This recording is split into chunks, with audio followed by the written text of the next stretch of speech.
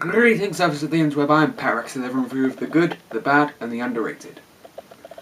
Batman the Animated Series. It's easily one of the best superhero cartoons of all time. The excellent characters, superb voice acting, stellar writing, unique animation all go in to make it an animated classic, as well as a strong starting point for the DC animated universe, a collection of equally great shows about the world's greatest superheroes. While the show has a reputation for its dark and mature stories, it also did human wackiness well. Case in point, the character of Harley Quinn.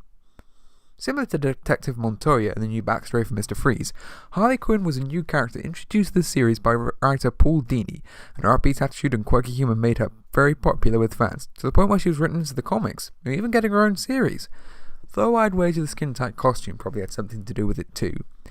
So since she's one of my favourite comic characters, and will be featuring in the upcoming Suicide Squad movie, I decided to review one of her best episodes in the series, Harley and Ivy. Since she's funny enough on her own, Paul Dini must have thought, hey, I'll make her play off a more serious villainess. The combination works so well that the two, along with Catwoman, got their own title called the Gotham Sirens. So let's see how Gotham's femme fatales first teamed up as we take a look at Harley and Ivy. This episode starts with Joker and Harley, played by Mark Hamill and Arlene Sorkin, yay, being chased by Batman, played by Kevin freaking Conroy. The chase ensues with Batman's gadgets failing against the Joker's illogical solutions, but he still manages to keep up. Joker, just thank your lucky stars that this Batmobile can't turn into a tank. Fine, just hand me the gun. You nincompoop. Well, if you didn't want that to happen, why not put a little B for bang on the side of the gun, or F for fake, or even BS for... well, I think that explains itself. I mean, Harley isn't the brightest bulb anyway, but it's just confusing to have a killing gun and a joke gun in the same bag with no distinguishing features between the two. Well, at least he learned his lesson by the Batman Beyond movie.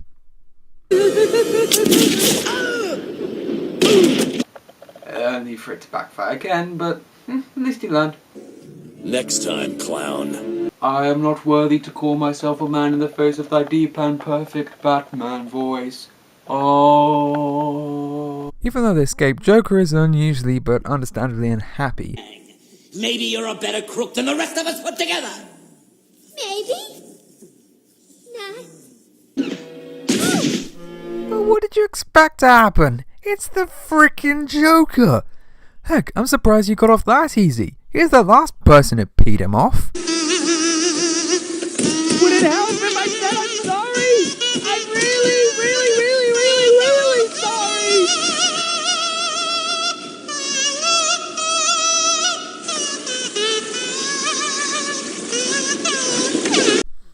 Still, at least I got a decent funeral. Can't argue with that. I miss him already. Oh God, Harley, don't pussy out. Pussy up! Or whatever. However, this is one of the things that makes Harley's character so great. Her tragedy hidden under the upbeat personality. Despite the fact that she's an insane clown, her bubbly attitude means that you wouldn't really mind being her friend. I mean, it's better than the alternative, but still, you just want to shake her and say, you're in love with the Joker. There are plenty more fish in the sea. Look, some of them even has his face. So Harley goes to rob the same museum she did earlier, only to run into Poison Ivy taking plant stuff, while using the excellent escape tactic of running towards the front door where the police are. You magnificent bastard, I read your book! So the two manage to fight off the cops and escape in, Bushmobile? Oh, that's better. So the two go back to Ivy's house in a toxic waste dump. Interesting choice, given how it's an area where no plants could grow, but, oh well, as she gives Harley a vaccine. I can relate to Harley's fear here. Why do you put up with that clown? Don't get me wrong, my pudding's a little rough sometimes, but he loves me, really. You know, in an age where abusive relationships are usually glorified in most media, it's the show from the 90s focusing on a guy dressed like a bat that has one of the most realistic interpretations of the subject. The Joker's manipulation and affable front toward Harley, which may or may not be real, is clear to see, especially in her backstory episode, Mad Love, that I'll probably review sometime later. Joker manipulates Harley's feelings so that whenever he explodes or attacks her, that twisted charm draws her back. She doesn't love him because she likes being beaten, but because she honestly believes she's being loved back thanks to his act, and so of course passes it off as him being a little rough sometimes. Yes, a cartoon where the guy who skulks about the night in grey spandex has a more accurate portrayal of abusive relationships than big budget Hollywood films. I'm still trying to work that out too. However, Ivy makes it her business to build up Harley's confidence in a series of crimes the two commit. At first they leave a sexist club of rich male explorers. We're sure they're the bad guys, right? Here, young lady, is this some kind of joke? I can't explore. I mean, what have I never explored?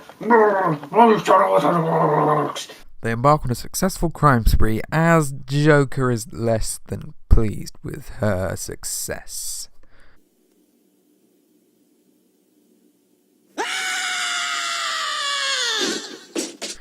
Should have offered her those retirement benefits. Meanwhile, Harley and Ivy are out on the town as it turns out that it isn't that easy to break Harley's obsession as she still pines for her pudding. Ooga, ooga! Excuse me, boys. Didn't your mommies tell you that's not the nice way to get a lady's attention? Now, I'm not at all with these guys, but Ivy, aren't you kind of attracting insults like that when you're dressed like a Greenpeace stripper? However, their solution to these chauvinistic charlatans should probably be used on all sexists. Oh, and what are you gonna do? Spank us? That's right, pigs. And here's the paddle. Whoa! However, Harley's confidence proves too hard to build as she calls her pudding and he traces the call, while Batman works out their location using dirt on their tyres. Quick side note about this show, I really love how this presents Batman as a detective. Many of the other interpretations of the character gloss over this aspect, but this series nails both that and his sarcastic relationship with Alfred in a way only the Nolan films have since recaptured. He finds their hideout and uses the age-old tactic of walking through the front door. I am the knight! And it goes about as well as expected. While Batman is pushed into a toxic lake, Joker decides to let himself in and make himself at home. Judging from one of his backstories, he should be quite at home at toxic waste dumps.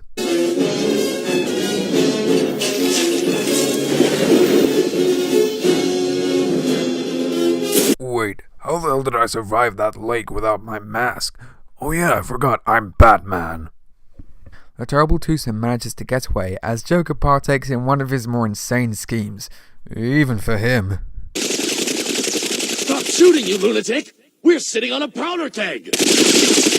Yeah, points for trying, Bats, but did you really think pleading would work on a homicidal maniac who just wants to watch the world burn?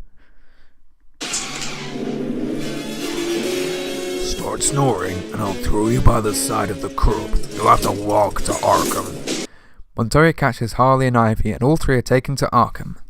I think we can still work it out. Don't you? Oh, come on, you two are the relationship equivalent of Family Guy. You may go away for a little while, but once you're back out there, you'll be even worse than ever. Just hopefully not as bad as Family Guy.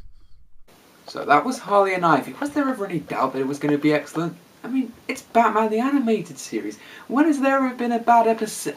We put that in the same place as the Bat credit card and Batflex kills. It never happened. Though it's not quite up there with the likes of Heart of Ice and Trial, it's still a really fun episode.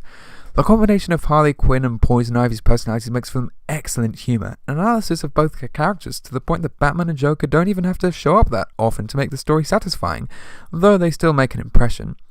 Just like every episode, it has great animation, incredible voice acting, and fast-paced action topped off with layered and compelling characters. What more can you ask for in a cartoon? And again, doing all those as well as Avatar The Last Airbender, but the show comes a close second to that. I am Pyrex11. Thank you for watching.